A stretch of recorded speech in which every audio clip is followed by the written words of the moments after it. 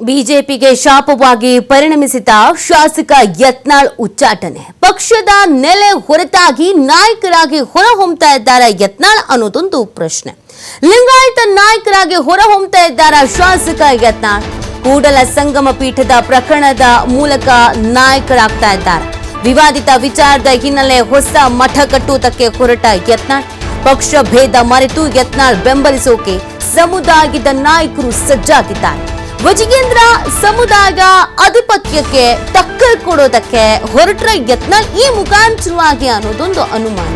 ಪಕ್ಷದಿಂದ ಹೊರಹಾಕಿ ಹೊಸ ನಾಯಕ ಕೊಡುಗೆ ನೀಡ್ತಾ ಬಿಜೆಪಿ ಅನ್ನೋ ಪ್ರಶ್ನೆ. ಯತ್ನಾಳ್ ಉಚ್ಚಾಟನೆ ಬಿಜೆಪಿ ಪಕ್ಷ ಸಂಘಟನೆಗೆ ದುಬಾರಿ ಆಗ್ತಾ ಇದೆಯಾ ಅನ್ನುವಂತ ಪ್ರಶ್ನೆ ಕೂಡ ಇಲ್ಲಿ ಕಾಡ್ತಾ ಇದೆ.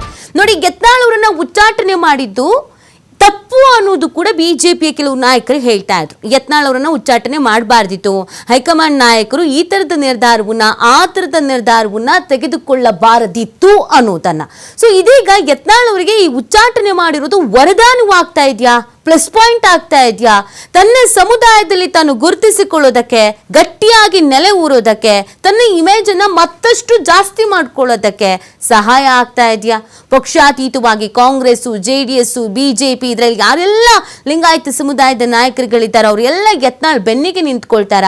ವಜಿಗೇಂದ್ರ ಅವರಿಗೆ ಟಕ್ಕರ್ ಕೊಡೋದಕ್ಕೆ ಈ ರೀತಿಯಾದಂತ ಪ್ಲಾನ್ ಅನ್ನ ಮಾಡ್ತಾ ಇದ್ದಾರಾ ಅನ್ನೋ ಪ್ರಶ್ನೆ.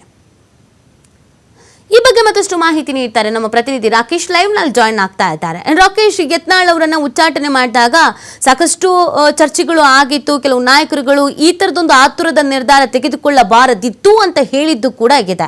ಎಲ್ಲೋ ಒಂದ್ ಕಡೆಯಲ್ಲಿ ಯತ್ನಾಳ್ ಅವರಿಗೆ ಈ ಉಚ್ಚಾಟನೆ ಅನ್ನೋದು ವರದಾನ ಆಗ್ತಾ ಇದೆಯಾ? ಬಿಜೆಪಿಗೆ ಮುಂದಿನ ದಿನಗಳಲ್ಲಿ ಲಿಂಗಾಯತ ಸಮುದಾಯದ ಪ್ರಬಲ ನಾಯಕನಾಗಿ ಹೊರಹೊಮ್ಮೋದ್ರ ಮುಖಾಂತರವಾಗಿ ಯತ್ನಾಳ್ ಅವರು ಮಗ್ಗಲ ಮುಳ್ಳಾಗಿ ಕಾಡುವ ಸಾಧ್ಯತೆಗಳು ಇದೆಯಾ ಅಂತ ರಾಕೇಶ್?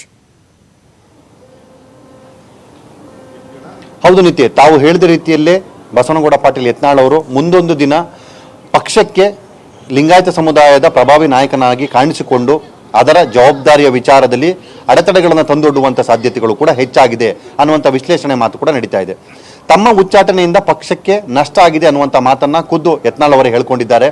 ಅವರು ಹೇಳಿರುವ ಪ್ರಕಾರದಲ್ಲಿ ನನ್ನ ಉಚ್ಚಾಟನೆಯನ್ನ ಯಾರದ್ದೋ ಒಬ್ಬರ ಹಿತಾಸಕ್ತಿಯನ್ನು ಕಾಪಾಡಿಕೊಳ್ಳಲಿಕ್ಕೆ ಮಾಡಿದ್ದಾರೆ. ಅದರ ಮುಖಾಂತರ ಸಮುದಾಯ ಒಂದರ ವಿಶ್ವಾಸವನ್ನು ಅವರು ಕಳೆದುಕೊಳ್ಳುವಂಥ ಸನ್ನಿವೇಶ ನಿರ್ಮಾಣ ಆಗುತ್ತೆ ಅನ್ನುವಂಥ ಮಾತನ್ನು ಈ ಹಿಂದೆ ಕೂಡ ಹೇಳಿದರು.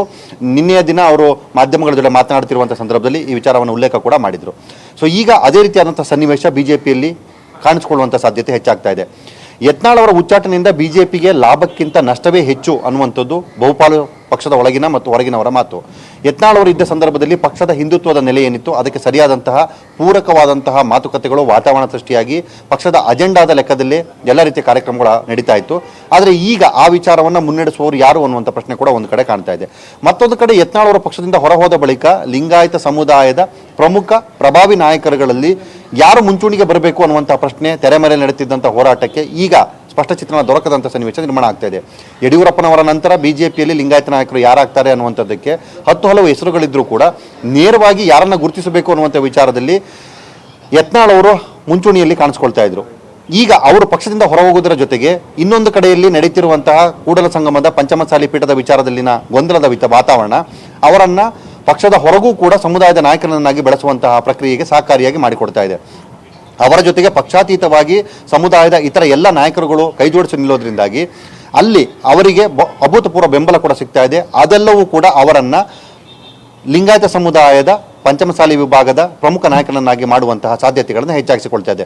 ಜೊತೆಗೆ ಅವರು ಈ ಮಠ ವಿವಾದದ ವಿಚಾರದಲ್ಲಿ ಒಂದು ಘೋಷಣೆಯನ್ನು ಕೂಡ ಮಾಡಿದ್ರು. ನಮಗೆ ನಮ್ಮ ಮಠಕ್ಕೆ ಗೌರವ ಸಿಗದಿದ್ದಂಥ ಸನ್ನಿವೇಶ ನಿರ್ಮಾಣವನ್ನು ಯಾರೇ ಮಾಡಿದ್ರು ಕೂಡ ಪರ್ಯಾಯವಾಗಿ ನಾವು ಮತ್ತೊಂದು ಮಠವನ್ನು ಸ್ಥಾಪನೆ ಮಾಡಿ ಬಸವಣ್ಣನವರ ವಿಚಾರಧಾರೆಗಳ ಅನುಸಾರವಾಗಿ ಸರ್ವರಿಗೂ ಸಮಸ್ತರಿಗೂ ಅವಕಾಶ ಕೊಡುವ ನಿಟ್ಟಿನಲ್ಲಿ ಮಠವನ್ನು ಸ್ಥಾಪನೆ ಮಾಡ್ತೇವೆ, ಅದಕ್ಕೆ ಎಲ್ಲರೂ ಕೂಡ ಆರ್ಥಿಕ ಸಹಾಯವನ್ನು ಮಾಡಬೇಕು ಅನ್ನುವಂಥದ್ದನ್ನು ಹೇಳ್ಕೊಂಡಿದ್ರು.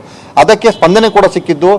ಬಹುತೇಕ ನಾಯಕರುಗಳು ಪಕ್ಷಾತೀತವಾಗಿ ಅದಕ್ಕೆ ಆರ್ಥಿಕ ಸಹಾಯವನ್ನು ಕೊಡೋದಕ್ಕೆ ಕೂಡ ಒಪ್ಕೊಂಡಿದ್ದಾರೆ. ಹೀಗೆ ಬೇರೆ ಬೇರೆ ಆಯಾಮದಲ್ಲಿ ಯತ್ನಾಳ್ ಅವರಿಗೆ ಮುಂಚೂಣಿ ನಾಯಕತ್ವವನ್ನು ಒದಗಿಸುವುದಕ್ಕೆ ಪಕ್ಷದಿಂದ ಹೊರ ಹೋಗಿದ್ದೆ ಬಹಳ ಒಳ್ಳೆಯ ವೇದಿಕೆಯಾಗಿ ಪರಿಣಮಿಸ್ತಾ ಇದೆ. ಪಕ್ಷದ ಹೊರತಾಗಿಯೂ ಕೂಡ ತಮ್ಮ ನಿಲುವನ್ನು, ವಿಚಾರಧಾರೆಗಳನ್ನು ಹೇಳ್ಕೊಳ್ಳೋದಕ್ಕೆ ಅವಕಾಶ ಸಿಕ್ಕಿದೆ. ಚೌಕಟ್ಟಿನ ಮತ್ತು ಹೊಂದಾಣಿಕೆ ರಾಜಕಾರಣವನ್ನು ಬಿಟ್ಟು ಅವರು ಮುಂದುವರಿಯೋದಕ್ಕೆ ಅವಕಾಶ ಇರೋದ್ರಿಂದಾಗಿ ಮುಂದಿನ ದಿನಗಳಲ್ಲಿ ಇದು ಬಿಜೆಪಿಗೆ ಬಹುದೊಡ್ಡ ಹೊಡೆತವಾಗಿ ಪರಿಣಮಿಸಬಹುದು ಅನ್ನುವಂತಹ ಮಾತು ಕೂಡ ಕೇಳಿ ಬರ್ತಾ ಇದೆ. ನೀತಿ, ಥ್ಯಾಂಕ್ ಯು ರಾಕೇಶ್, ತಮ್ಮ ಡೀಟೇಲ್ಸ್ಗಾಗಿ.